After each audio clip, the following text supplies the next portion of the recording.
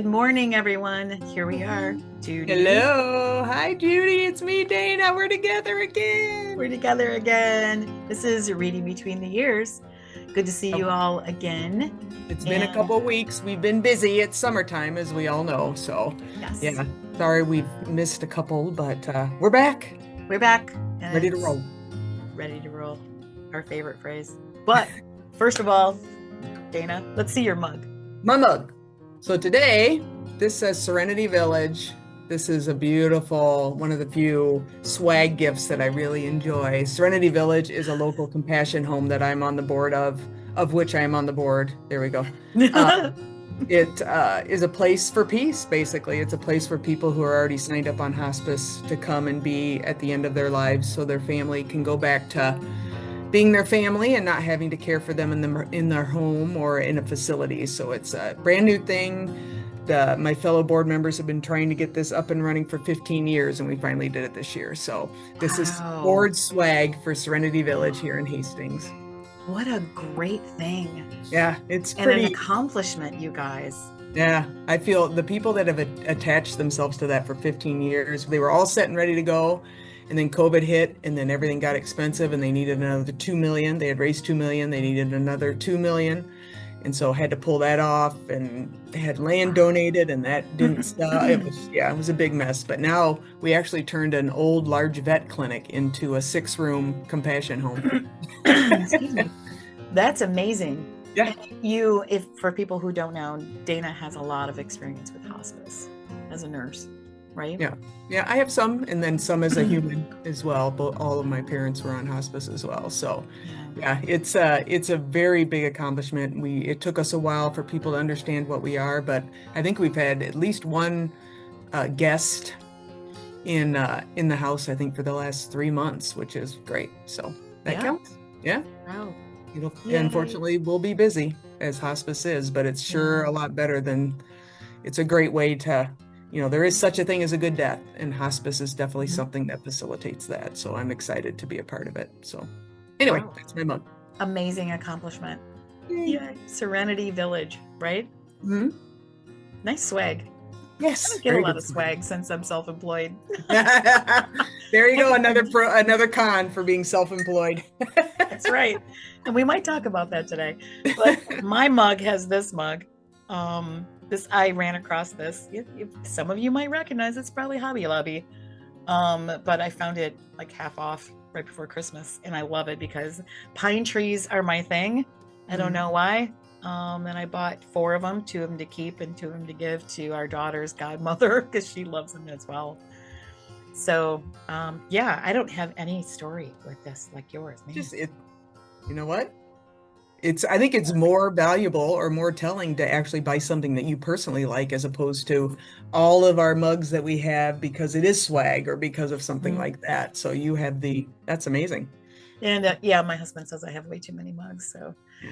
just I hide them in the basement in the seasonal stuff. I don't have a whole lot of seasonal stuff, but it seems to be growing. People give things to me. Oh, Hey, you want coffee. this? I'm like, no, but sure, I'll take it. Sneaking things.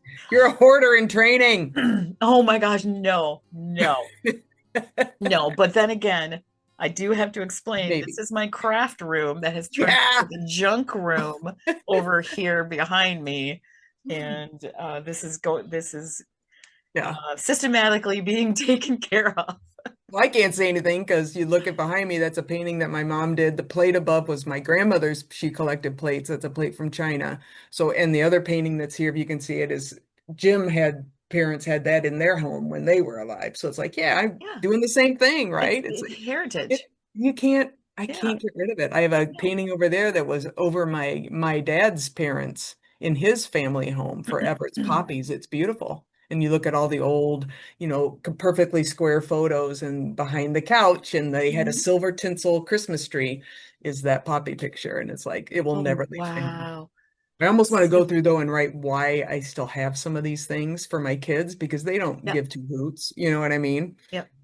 Anyway, It's anyway. funny that you say that because we were cleaning out the garage and there were a lot of things still in boxes in the garage from my mother-in-law who passed away about 2 years ago. And we found books that she had written in the last 5 or 10 years in the cover that said, "This book is from my grandmother or my aunt or passed down to me from my great grandmother. Please do not give it away." Oh, nice. Very specific things Yeah. about that. And I had this because please give Hmm. it to so and so, or give it to so and so, or please keep it, or this was meaningful to me because of. She took the Yeah. time to do that. That's amazing. I know. Yeah. And there was a this story time real quick. Yeah, that's fine. There was a there was a box with an envelope in it. And this is something we found at the beginning of the summer when we were, again, systematically going through some of her stuff that we had needed to just clear out. And in the box was an envelope. In the envelope was a wallet, and it was a long, thin leather wallet. And on the inside, it had a letter from Kurt's mom to him, when Kurt's my husband, for those of you who don't know. And it said, "Dear Kurt, I want you to have this because I know it's going to mean something to you. This was the wallet that they found in Saginaw Bay when your grandfather passed away from drowning trying to save a kid." Oh my word. So they found his wallet. Oh She my kept gosh. it. She was 6 when he passed away. Her mom, or her dad, Kurt's grandfather, when she was growing up, they grew up in Bay City and they lived close to Saginaw Bay. Mm. Well, there were 2 boys that got caught on an ice floe, and it started to go out into Saginaw Bay, and it was in January. And Oof. so Kurt's grandfather and like an MSP officer, um, I guess, got in a rowboat. Wasn't even have a with 2 flashlights and tried to go save them, and all 4 of them perished. You Oh can my probably word. find we found an article online about it, and they found his wallet floating up. They eventually found all 4 of them, but they also found his wallet, and they gave it to his mom, um, or his wife, which was Kurt's grandmother. And somehow, somewhere, out of the 4 kids, she was the one that got the wallet, and she saved it for Kurt, Oh my and, word. and then wrote that in it. And we Yeah. were just floored, Yeah. just floored. And so that's in a special spot in our house. So do you have though, I was floored after my dad died, well, after mom died too, that my brothers don't give two hoots about any of that stuff. Oh, same here. It's like I went to because my mom had jewelry and even dad's ring. Dad had a ring that had the diamond that I think was in mom's wedding in her engagement ring, and he wore it. And I was like, this doesn't come to you. It goes to this. I mean, it barely fits on my thumb, right? It's a big old ring. It Mm, fits, hangs over, and I could never wear it. And I was like going to give it to my oldest brother, thinking that he would then give it to his son because he's, you know what I mean? hmm And it would become a thing. No, we're good. They wanted nothing. And I don't know. I mean, this is why houses look like this though, right? You keep this stuff, but it's hard for me to think about not keeping that stuff.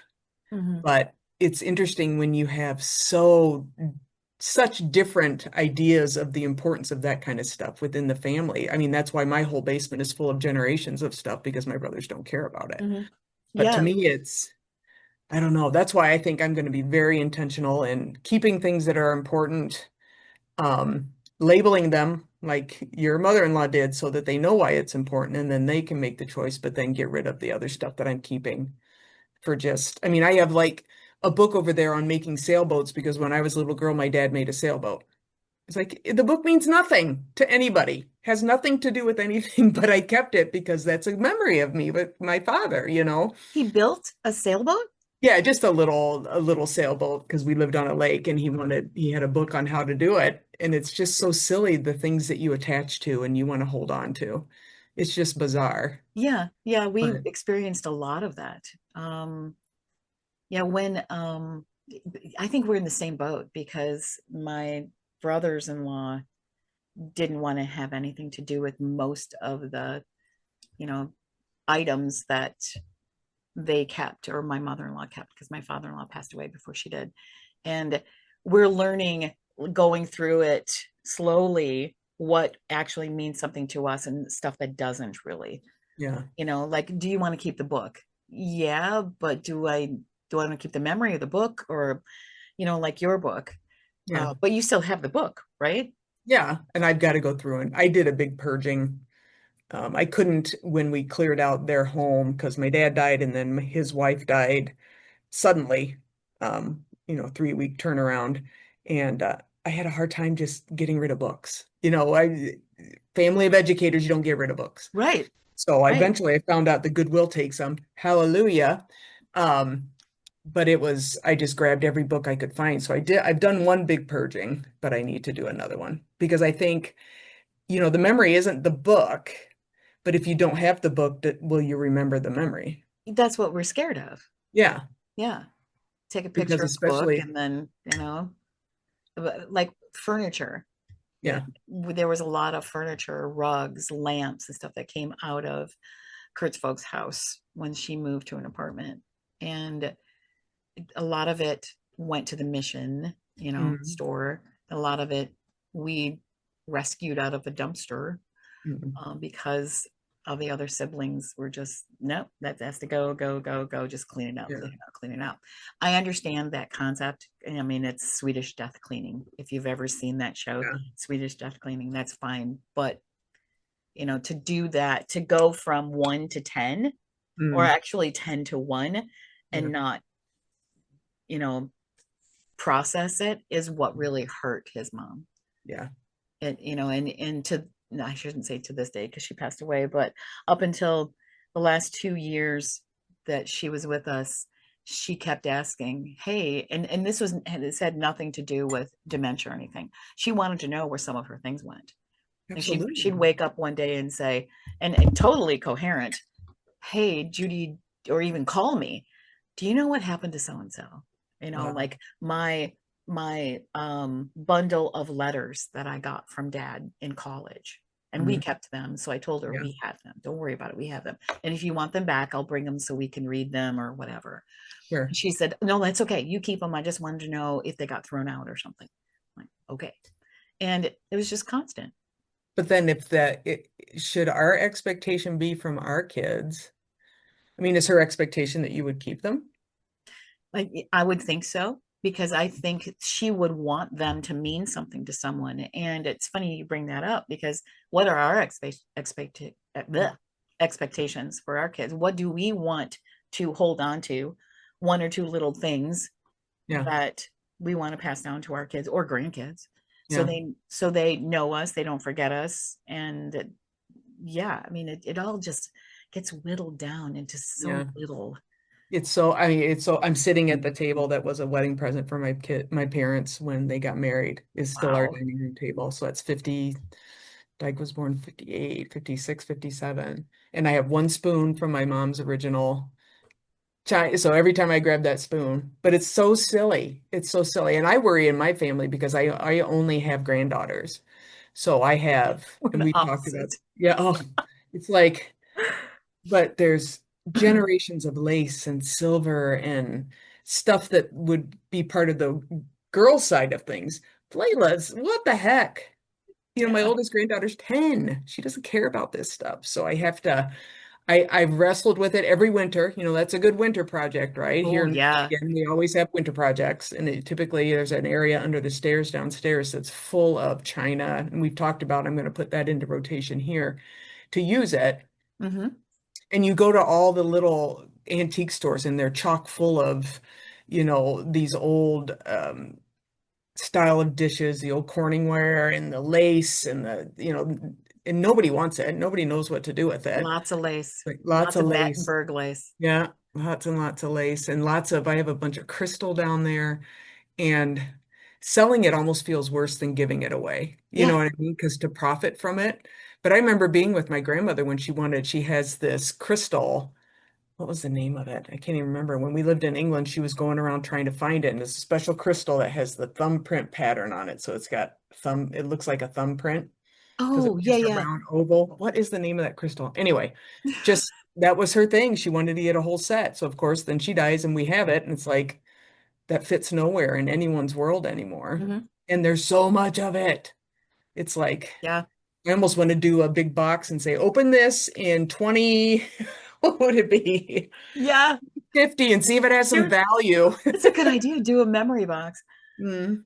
I remember when, as our kids were growing up, we got rid of baby clothes. And I remember thinking, because you know how your kids have, you have favorite outfits for your kids. Oh yeah. Like, oh, Yeah. I loved that outfit on you, as a 2 or 3 year old.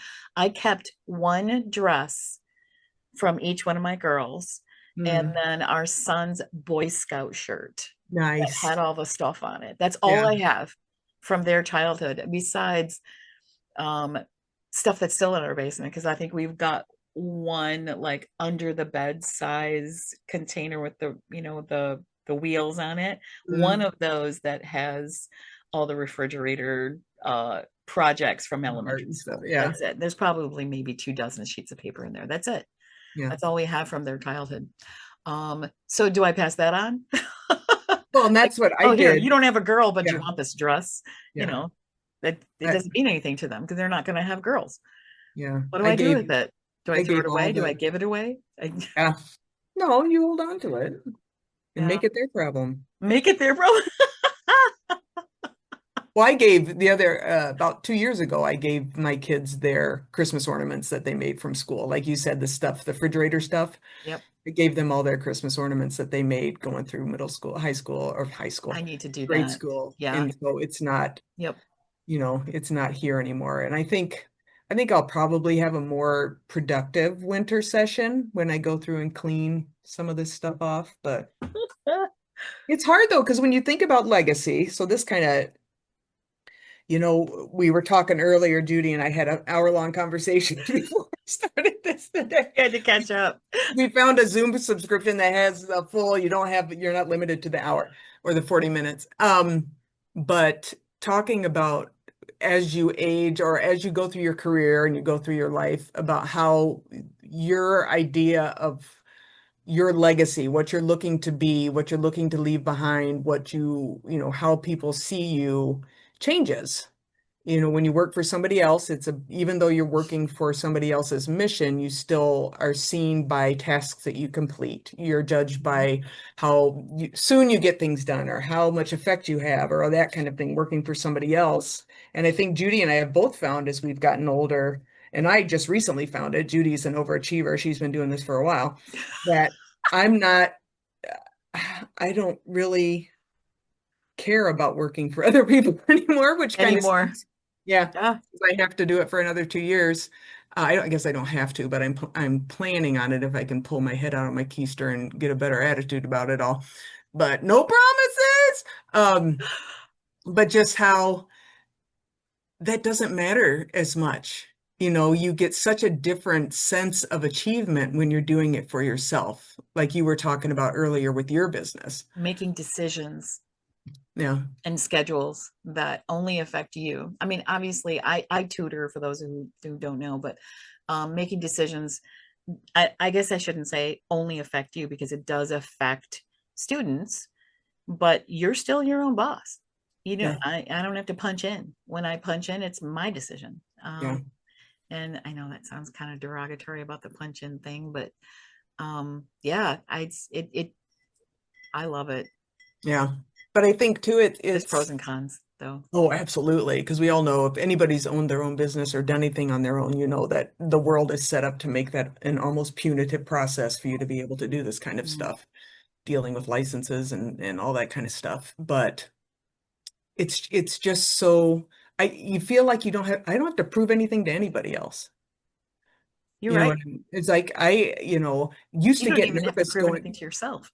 Yeah, but now that I had a recent period of time, I did a little pop-up restaurant at a fair for myself, and it was a big deal. I had people working for me and had to plan a week's long, effort at this fair. My whole goal was to have healthy food at a fair, if you can believe it. And it ended up being a good concept. I think I had proof of concept. But then to go back and, like you said, punch in, sit there and work towards somebody else's goal. I mean, I still have my goals within their higher goal, that I want to do a good job. I want to, I have the different deadlines and things. But after going out and doing it for myself and having the connection and uh, it's so hard to go back and sit at my desk and just do the other job. And I think that Yeah. since I've proven that I can do it for myself still, I don't care about proving things to other people anymore. Yeah. A That's little a wake up huge call. shift for me. Yeah, Yeah. that's a Yeah, huge shift for that me. is a shift for you, Dana. Yeah, I mean, I used to get nervous still in my 60s going up to my boss's office for my, monthly check-in. What are they going to say? Am I doing something wrong? And now it's kind of like, look, I'm doing a job you're not willing to do. So why don't you just let me do my job and just, I'll see you next month. It's Yeah. not the best employee attitude to have, but Yeah, but it's just a check-in. It's not like you're yeah. getting reviewed every month. No, but It's still, it's still like the it's somebody that's, feedback. yeah, in a position to look down and judge. Yeah. And it's like I'm just about done with that. I've been done with like taking tests and doing all that for a long time. When I had to do my ACLS and any of the certifications that go along with being a nurse or a paramedic, it's like quit making me prove myself to you. Hmm. And I would get so bitchy on the mornings of those because there's got to come a time where I can stop proving myself. Why do I have to prove myself to anybody anymore? So this has been a nice, fun little shift for It me. I've is enjoyed it. it, it is what it is. Yeah, I I am feel who I am. yeah, but it's just so nice. It's such a nice thing to be able to get to that point because what is the quote? We had a discussion about ChatGPT today too, because they were very prolific in their comments on what I should do in retirement. That's going to Um, be a whole nother subject, I oh think, my between you and me is gosh. the AI stuff. We just finished an entire, like a 5 week thing on in our family Bible study at church about AI. Oh, It was really? really interesting. Yeah. Yeah, we'll have to do that. Yeah. My But husband did little a good Chat job on that one. GPT, whoever this thing is that feels that they need to call me by my first name says, my emotional realizations that many retirees eventually reach. This one I like. My legacy is built through the people I influence, not just the work I accomplish. And I think if we Ooh. go back to legacy, talking about the stuff that we leave behind or your job is more connecting with individuals and affecting their ability to be successful in their career. That's a huge legacy right Mhm. there. Yeah. And I think Yeah. that And that's, I'm proud of that. yeah, you should be. I mean, even though you have some problem children, I think that you were my teacher. That's how I met you, right? That's right. I You was your teacher. started I it keep all. forgetting it and all that. Oh my gosh. Yes, I was So, Dana's EMT basic teacher. but I think that if the daily struggle to not just do what you do on a daily basis, but to think of everything as a move towards how will you be remembered? How will you be, what is going to pass on or continue and remain after your day-to-day influence on a situation is gone. So, And then you're just left with a box of cards, like yeah, literally a box of my mother-in-law's letters from yeah, her husband in college. But yeah, yeah, but it does it come down to that? Man, that is it our job? Is it our job to make sure that the people behind us remember us and in what way? yeah, That's it. And you and I have been deep into that with our, with our parents passing and like we were talking about in the beginning, what's left, what's physically left, yeah, what's a memory and what do we need to keep the memory or are we afraid of forgetting about the sailboat, yeah. you know? Um, So I wonder and if who that's else the knows new, about the sailboat? Do you want to tell yeah. that story? And if, and Oh, you know, yeah, like something my dad, I completely forgot. And I do remember um, as a child and also as an adult, knowing that he played piano. And when I visited him 2 weeks ago, I stayed the night with him, and he reminded me of that because I said because they have a piano in their living room. He lives with my sister and her husband, and they take very good care of him, and so do my siblings. But we're the family that's further away, so everybody else lives there. They have the opportunity to spend more time with him, which is sure. good, but we don't get to see him as much as we possibly can. But anyway, I asked Dad. I said, do you get up and play the piano? And he goes, no, not anymore. I said, not. What do you mean, not anymore, Dad? And then he reminded me, he says, I took piano lessons when I was in high school. I said, what? And then it came to me, I'm like, oh, I do remember you telling me you played the piano.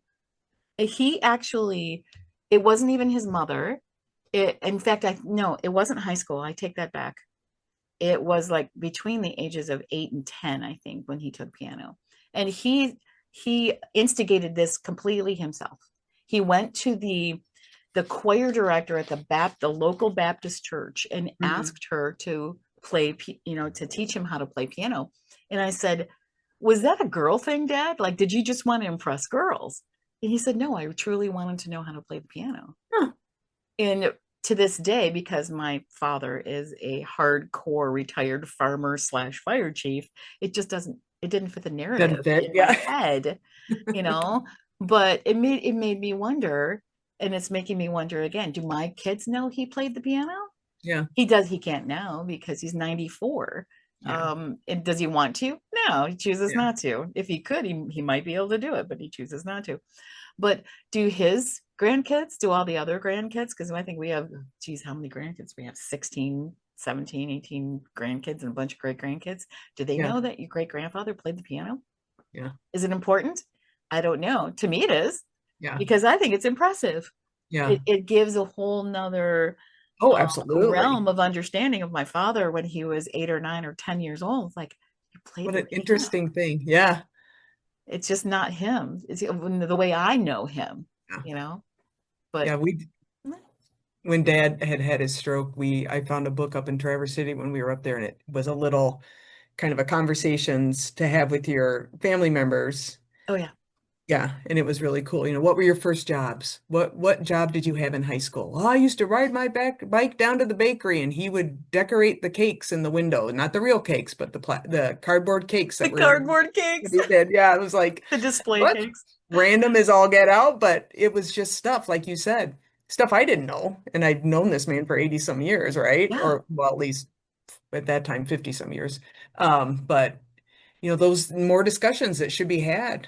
But I think we've noticed and we've talked about in the past that is the past honored the way it used to be? I don't know that it is. I mean, it's yeah, got a whole different, it's not so much about what you brought honoring the parts of me that are you and vice versa. It's more this is mhm, what you did to me and things I had to overcome because of stuff that happened. I'm right, hoping that that isn't, even though that's something that we see or talk about quite often.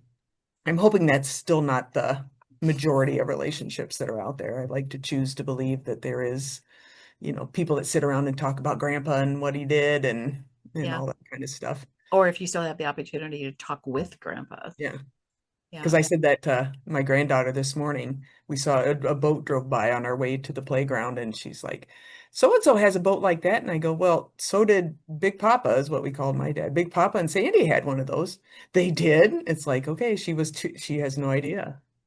Yeah, It doesn't matter. It's a boat. Who cares? yeah, But but still, it's still like he didn't know. that's not anything that ever registered with her, Right, just which like is the piano. yeah. I don't know. I took a poll with my father and I recorded the conversation. I usually Oh, record cool. our conversations on my phone. And I asked him about us five kids, like who was the most or who was the least or who did this and I asked him, I got down to who's the naughtiest, meaning I was thinking, as little kids, that he was going to answer the question as thinking of us as little, like Oh elementary no. school age. Oh no. And he answered it more of a teenager, high school or college age. And a lot of the other questions were immediate answers, like, Yeah. Dad, who worked on the farm the most? And Yeah. he said, you and Sandy. And I said, okay, so who was outside the most? You and Sandy. Sandy's my oldest sister. We were more of the outdoor girls. And I said, well, then who was inside the most? And he said, Terry and Marcia. I said, well, Terry read the most, and she Mm. she has a master's degree, probably because of it, because she was the bookworm. That's Okay. and just things like that. Who did this the most, or whatever? And I said, who was the naughtiest? And he looks at me, and that man's sense of humor has not left at the age of 94, and he says, He literally did this with his hand. He said, well, Sandy was very busy, sometimes with boys, a lot of time with all the chores I made her do. Marcia, I don't remember what she did. Something like, she said something like she was lazy or something. He couldn't tell her what to do. She was very strong-willed. Terry was reading. Your brother wasn't old enough, so it has to be you. You were the naughtiest. I'm like, are you kidding? Thanks a lot. Geez, I guess I kind of saw where that was going. Thanks, Dad. We had a good laugh about it. But yeah, if you still have your folks around, I encourage you. If you've got an iPhone Yeah. or any kind of phone, record these conversations. Yep. We did it for years with both Kurt's folks, and sometimes I'll email them to myself just to save them because they're, 3, 4, 5 minutes a piece. Yeah. I wish I could make a book about it. Yeah. Maybe I need to dig them up and you and I could talk about them. Well, eventually you'll be able to do a little AI version of and have the words come out of their mouth. Oh my gosh, that's scary. Weird as all get out. But I agree with you. If you have family members and you don't want to lose the stories, it's what is it? Sean Hannity has a thing on his, re-record all your tapes, send it into this group, and they'll put them on new things. Would you like to hear your mother's voice again? And I'm thinking, God, I had a bunch of mine done, but they don't have voice on them. And yeah, I haven't heard my mom's voice in 30 years. That would be amazing. Wow. My mom's voice is still on the boxed up answering machine in my sister's basement. That's nice. Yeah. And my mom was an aspiring stand-up comedian, believe it or not. Nice. So my sister did take those 8mm tapes and have them made into CDs. And so every once in a while I'll throw them in my my desktop, I'm lucky enough to have a DVD player in it, because most of them don't have DVD players in them anymore. And throw it in there and watch her. I mean, is the sound poor and the picture is very poor? Yeah, but I can hear her voice, so yeah, I'm lucky. I have a couple of recordings of Dad telling jokes and things back when he was still, but even on my phone, you probably can't see it, but it has Dad's cell. Is one of my dad's. But I made sure I recorded the heck out of him when I was hanging out with him after his stroke. Yeah. But and when good for you. Yeah, we have to do it. And hopefully someone will do it for us when we're all. You wonder, because there's a lot more of it of us than there is our folks. That's true. Because we voicemails, call me back, hey, blah, blah, blah, texts. I mean, texts aren't a whole lot, but voicemails. And they'll have these to watch too. Ruin their day. Pardon me? Said they have these videos to watch too. Ruin their day. That's right. That's right. We got YouTube now. We're all over it.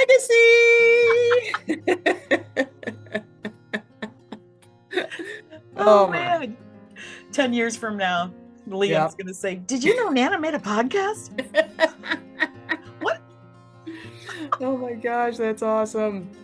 Well, thank you again for your time. Thank you, sweetheart. I've missed you, Judy, and I've missed there's my alarm.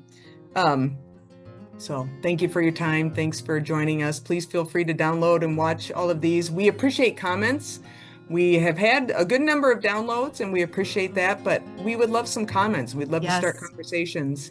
For some reason, we don't have any. So please feel free to share your insights and your comments. That would be wonderful. Yep. Share your thoughts, give us some ideas, and we'll take whatever you got. Good or bad. Absolutely. See you soon. Okay, take care. Bye. Bye.